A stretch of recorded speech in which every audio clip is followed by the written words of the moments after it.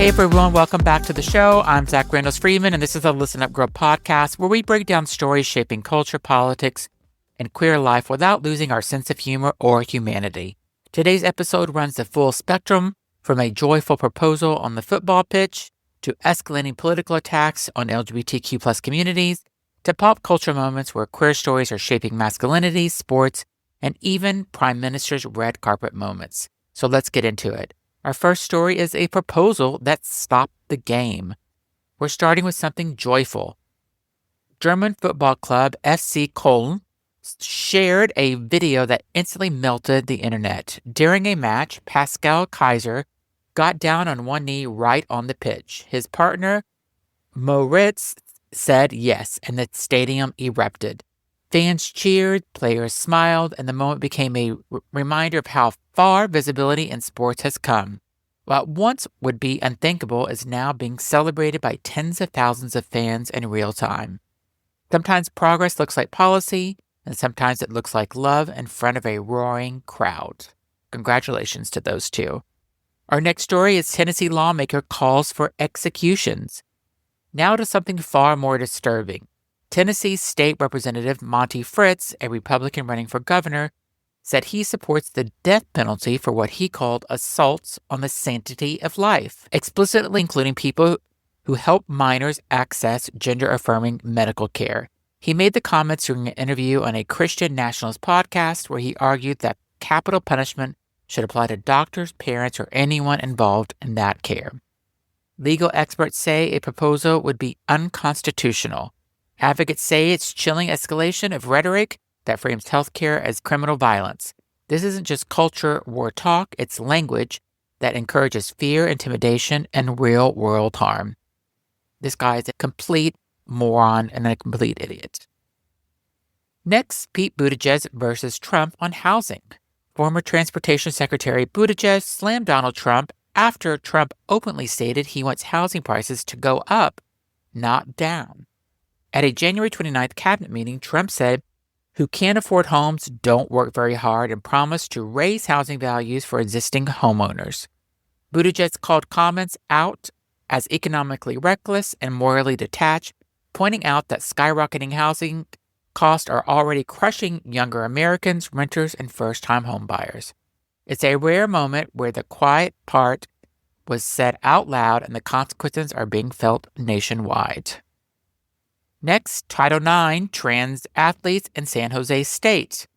More than a year after a trans volleyball player at San Jose State University became a national political flashpoint, the Trump administration has ruled the school violated Title IX by allowing her to compete.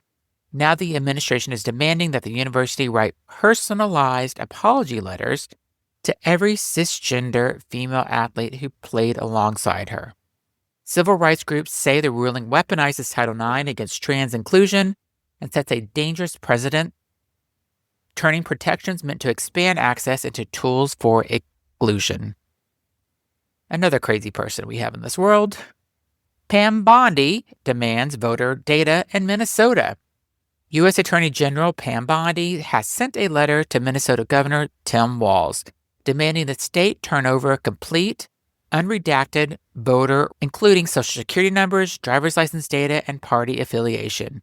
The justification, what Bondi described as chaos stemming from protest against federal immigration enforcement.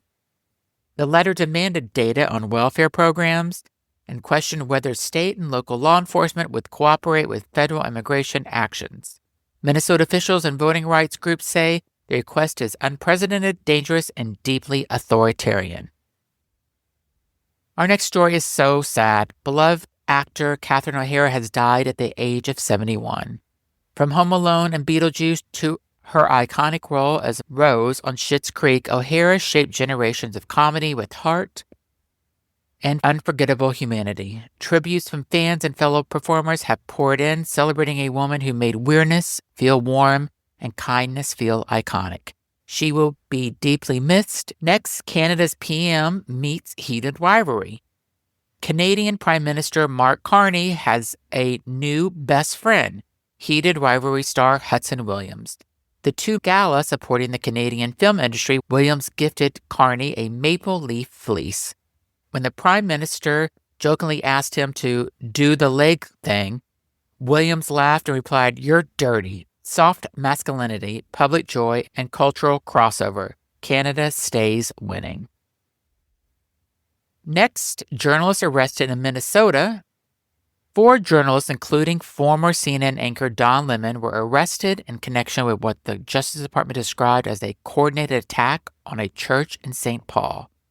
Lemon's attorney, Abe Lowell, issued a blistering statement accusing the administration of targeting journalists while ignoring federal agents who allegedly are responsible for killing 2 peaceful protesters. The arrests have sparked outrage among press freedom advocates who warned this could mark a new phase of retaliation against the media. Our next story is in Idaho, where the Idaho bill targets LGBTQ plus protections. A new Idaho bill sponsored by Republican Representative Bruce Skog aims to override local non-discrimination protections in more than a dozen cities. The bill, written by Idaho Family Policy Center, would block protections based on sexual orientation and gender identity, rolling back years of local progress with a single statewide stroke. Next, Oprah loves Heated Rivalry too. So even Oprah is a fan. During a visit to McNally Jackson Books, Oprah Winfrey picked up a copy of Heated Rivalry and casually asked nearby shoppers, "Have you all seen this show?"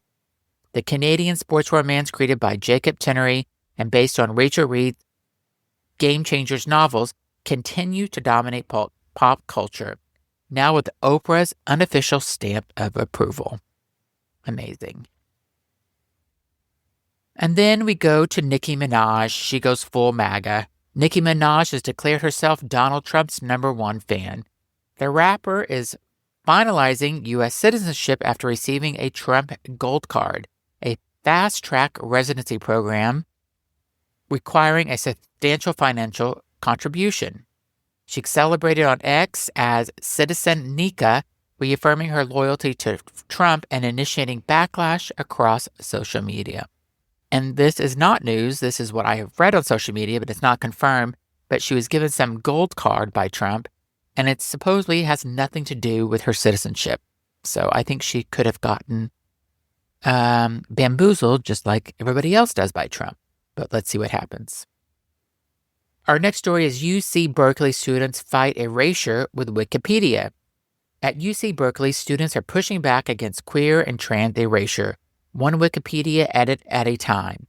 Under Professor Maria Rodriguez, students have made more than 300,000 edits and added 3,000 citations documenting queer history from San Francisco's Chinatown to global sex workers' movements. It's digital resistance, and it's working. Good for them. Next, a new masculinity emerges.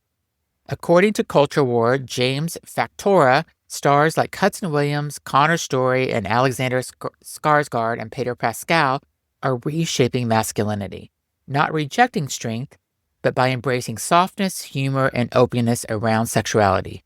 The internet's boyfriends are changing the vibe, and people are responding. Next, anti-LGBTQ plus attacks continue to rise. New data from GLAAD's Alert Desk shows anti-LGBTQ plus incidents rose in 2025. There are 1,042 incidents across 47 states, including assaults, arson attempts, threats of violence, threats of mass violence, and vandalism. More than half targeted trans and gender nonconforming people. June alone saw nearly a 400% increase compared to 2022. California recorded the highest number of incidents, followed by New Hampshire, Texas, Ohio, and Washington. And our last story is drag satire backlash and the ACLU. Drag performer Lauren Banal is using her viral impression of conservative commentator Erica Kurt to raise funds for the ACLU. Her satirical character, Erica Quirk, has drawn massive attention and fierce backlash from conservative media figures who've accused her of cruelty and exploitation. Bennell says it's political satire and that the outrage only proves why the work matters. And if you haven't seen this, please do yourself a favor and do a Google search for Lauren Banal, Banall, and see her impression of Erica Kurt. It is fantastic, and watch it as many times as you want so you can get the numbers up. And that's today's rundown, from love stories in the football pitches to coordinated efforts to erase, intimidate, and silence. These stories remind us why paying attention still matters. As always, stay curious, stay critical, and take care of each other. If you think this story resonates with somebody you know, please be sure to share it and make sure you're subscribed to the podcast. I'm Zach Randles-Friedman, and this is Listen Up Girl. I'll be back later this week with more LGBTQ plus news. Thanks for listening.